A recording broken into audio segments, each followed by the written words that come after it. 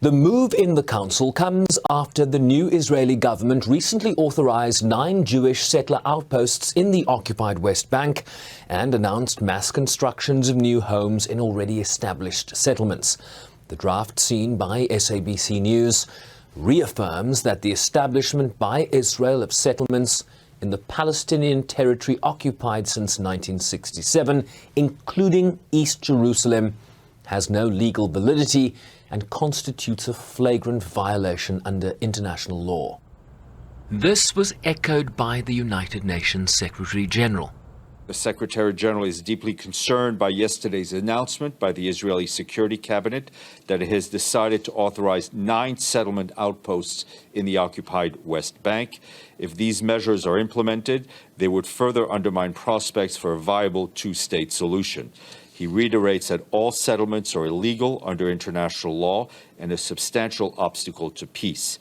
He calls for unilateral actions that erode the prospect for a political solution on the basis of United Nations resolutions, international law, and bilateral agreements to stop.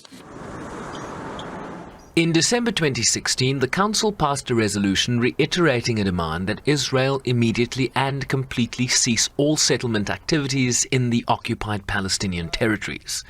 Passage achieved at the time through a vote in which the U.S. administration under President Barack Obama abstained. That legally binding resolution has largely been ignored. The land of Israel belongs to the people of Israel. This is the property of our ancestors. I say to the Americans and Europeans, stop worrying. This is our mission. This is our doctrine. 9 settlements are nice, but it's still not enough. We want much more. U.S. Secretary of State Antony Blinken led an outcry from Israel's Western allies.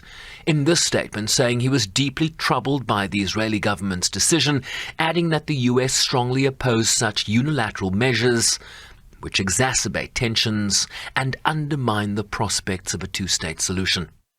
In a letter sent to council members earlier this week, Palestinian ambassador to the UN, Riyad Mansour, wrote that the council must act immediately to send a clear message to Israel.